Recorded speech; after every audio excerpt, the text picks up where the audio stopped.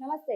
Welcome to our channel. నేను మీ పద్మావతి. ఈరోజు మనతో పాటు ప్రముఖ ఆధ్యాత్మికవేత్త మరియు జ్యోతిష్య పండితులు డాక్టర్ ముల్లపూడి సత్యనారాయణ గారున్నారు. అయితే ఆయనతో మాట్లాడి సంక్రాంతి విశిష్టత గురించి తెలుసుకునే ప్రయత్నం చేద్దాం. అండ్ మీరు కూడా చూసేసేయండి. నమస్కారం గురువుగారు. నమస్కారం మా పద్మావతి.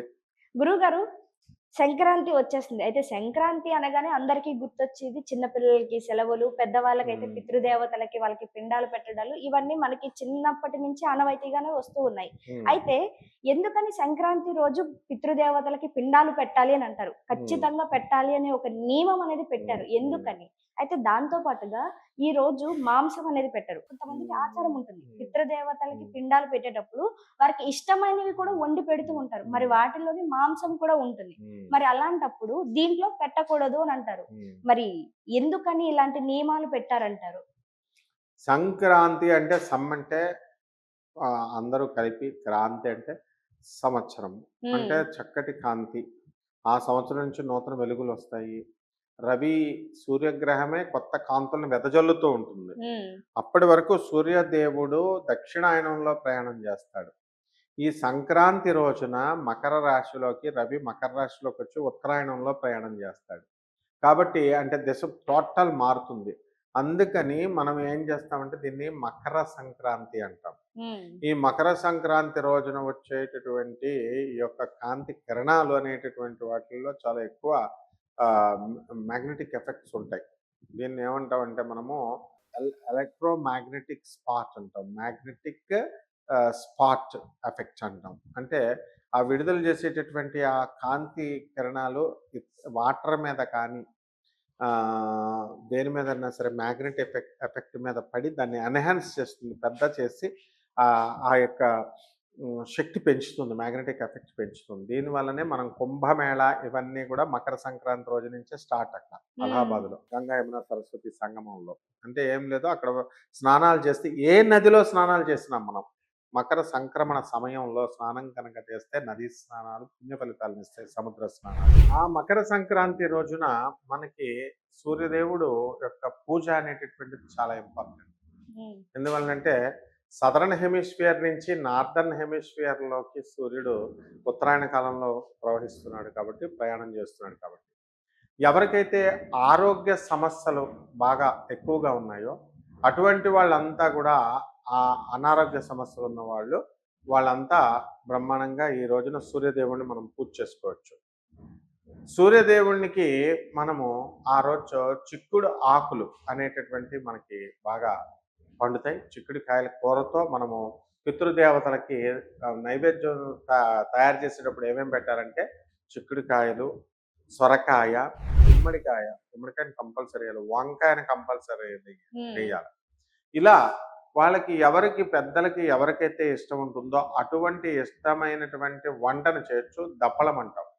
ఆ కూరని మనం వండి ఆ నైవేద్యాన్ని మనం పితృదేవతలకి మనం సమర్పించాలి. ఇది పెద్దల పండగ అన్నాం. పెద్ద పండగ అంటే లెంథీ పండగ అనే కాకుండా అర్థము 4 రోజులు చేసుకునే పండగని కాకుండా వీళ్ళకి ఏంటి అంటే పితృదేవతలు మనం పెద్దలు మన ఇళ్లల్లో చనిపోయారు కాబట్టి అటువంటి వాళ్ళందరికీ కూడా తర్పణాలు వదలడము, శ్రాద్ధకర్మలు చేయడము.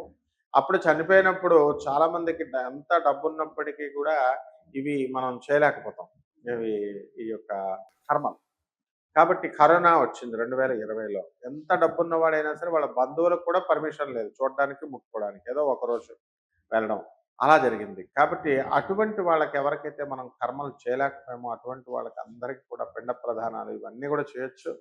ఎవరికైతే మనం పిండ ప్రదానాలు అవన్నీ కూడా చేసేసామో మరి సంవత్సరం చేయాల్సినటువంటి ఈ సంవత్సరేకాన్ని మనము ఈ రవి సంక్రమణ సమయంలో చేస్తే బాగా ఎక్కువ ఫలితం వస్తుంది అన్న ఉద్దేశంతో ఈ సంక్రాంతి రోజున కంపల్సరీ పెడతాం. హ్మ్.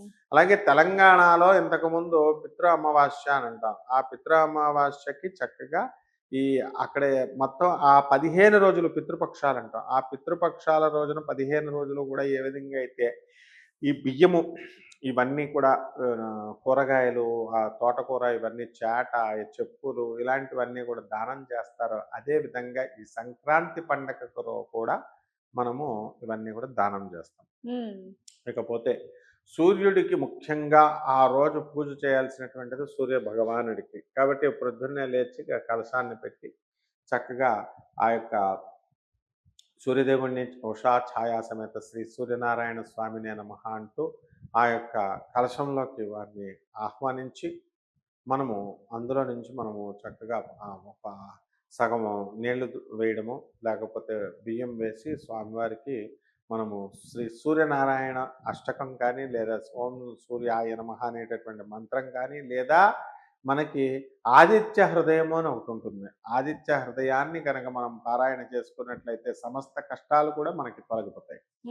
ఆ రోజున మంచిగా పంట అనేటటువంటిది బాగా పండుతుంది కాబట్టి సంక్రాంతి రోజున ఆ రోజు కూడా దాన ధర్మాలు ఇవన్నీ కూడా మనం చేస్తాం. అసలు సంక్రాంతి పేరు రాగానే అందరికీ జోష్ వచ్చేస్తుంది. పిల్లలకేమో అవును. చక్కగా స్కూల్‌కి కొట్టేసి సెలవులు ఇచ్చారు కాబట్టి హాయిగా ఆడుకోవచ్చని వాళ్ళు, ఆ తర్వాత పెద్దలేమో కోళ్ళ పందాలు, తాగుళ్ళు ఆంధ్ర వెళ్ళిపోతారు. చాలా మంది ఎక్కువ మంది తాగుతారు. 1/4 మంది తాగకపోతే అవును. వదిలేద్దాం. మిగతా వాళ్ళంతా కూడా కోడి పందాల్లో చాలా మంది పాల్గొంటారు. ఉమ్. ఇలా ఉత్సాహభరితంగా అలాగే తమిళనాడులో కూడా మనకి ఎద్దులతో దున్నపోతులతో ఫంక్షన్ పోటీలు జరుగుతాయన్నమాట. ఆ కొమ్ముల నది అది పరిగెడుతుంటే దాన్ని ఆపగలగాల.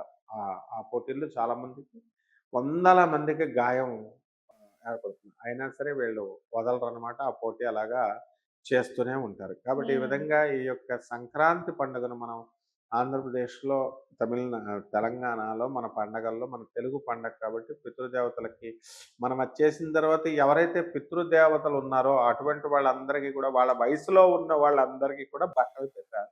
ఉమ్. ఇప్పుడు ఎవరైతే పెద్దవాళ్ళు బయట వాళ్ళు ఉన్నారో అటువంటి వాళ్ళంతా కూడా చనిపోయారో, చనిపోతే అదే వయసు ఉన్నటువంటి వాళ్ళని మనం ఇళ్ళకి తెచ్చుకొని తాంబూలాన్ని అన్ని డబ్బులు ఇస్తూ బట్టలను పెడతాం మనం. పంచ అది. ఆ బట్టలను పెట్టి ఆ విధంగా ఆ చనిపోయిన వాళ్ళని అందరినీ కూడా మనం జ్ఞప్తికి తెచ్చుకుంటాం అన్నమాట. కాబట్టి ఈ రకంగా ఈ యొక్క సంక్రాంతి పండుగ రోజున కొత్త కొత్త పూలు, కొత్త కొత్త పళ్ళు, కూరగాయలు ఇవన్నీ కూడా ఇళ్ళకి తెచ్చుకుంటారు. చక్కగా బంధువులందరూ కూడా అన్ని రకాల బంధువులు వస్తారు అన్ని ఊర్ల నుంచి. కొత్త అల్లుళ్ళు వస్తారు ముఖ్యంగా సంక్రాంతి రోజున. సంక్రాంతి రోజున కొత్త అల్లుళ్ళకి కొత్త కొత్త కానుకలు అత్తగారికి, ఉమ్. మామగారికి కొన్నా లేకపోయినా సరే వాళ్ళు ఒక ఉంగరం అవును. చేయించో కానుకలు ఇవ్వాలి. ఇవ్వకపోతే కనుక రోజు కూడా వీళ్ళకి ఈ రోజు నాన్ వెజిటేరియన్ పెట్టకూడదు. పితృదేవతలకి వాళ్ళకి ఇష్టమైందని చెప్పేసి కేవలం కూరగాయలతో మాత్రమే పెట్టాలి. చాలామంది మనము ఈ యొక్క ఈ రోజున మనము మందు తర్వాత ఈ యొక్క నాన్ వెజిటేరియన్ తెలంగాణలో పెడతారు. ఇప్పుడు పితృపక్షాల్లో కొంతమందికి. ఇక్కడ అది నడవదు. అది ముక్కనుమ రోజున పెట్టాల్సినటువంటి అవసరం ఉందన్నమాట. ఈ విధంగా ఈ సంక్రాంతి లక్ష్మి అంటాం. అంటే ఉగాది లక్ష్మి లాగా సంక్రాంతి లక్ష్మి. ఆ ఉమ్. రోజున దాన ధర్మాలతో ఇంటి చాకళ్ళకి, ఇంటి మంగళ్ళకి అందరికీ కూడా ధాన్యాన్ని మనం దారపోయడము. ఇంటికొచ్చినటువంటి వాళ్ళు ఆ రోజున ముష్టికొచ్చినటువంటి వాళ్ళెవ్వరికీ కూడా మనం లేకుండా మనం పంపమనమాట. ఈ యొక్క హరిదాసులు వీళ్ళందరికీ కూడా మనం ఇస్తాం. అలాగే ఉమ్. కొత్త అల్లుళ్ళ అలకలు. ఇవన్నీ నాకిది కావాలా, అది కావాలా అని చెప్పి కొత్త అల్లుళ్ళు అలుగుతారు. అలిగి అత్తగారు పెట్టడం లేదని చెప్పేసి ఒక అవును. ఉద్దేశంతో వీళ్ళేం చేస్తారంటే కొత్త కొత్త వస్తువులు రాకపోతే అది పెద్ద పబ్లిసిటీ అయిపోద్ది అక్కడ. ఉమ్. కొత్త అల్లుడు అలిగాడనుకోండి, మొత్తం భార్య, పిల్లలే వచ్చారనుకోండి, వాళ్ళ బిడ్డలు, పిల్లలు ఏమైంది కొత్త అల్లుడికి ఏమైందని చెప్పేసి అదేదో పెద్ద వీఐపీ రానట్టుగా ఆ రోజంతా కూడా అవును. అడుగుతారు. కాబట్టి ఈ విధంగా వాళ్ళ యొక్క కోరికలన్నీ కూడా నెరవేర్చుకుంటారు. నిజంగా గురువు చక్కగా అందరితో కుటుంబ సభ్యులతో కలిపి జరుపుకోవాలని మనస్ఫూర్తిగా కోరుకుంటున్నాను నేను కూడాను. ధన్యవాదాలు గురువు. ధన్యవాదాలు.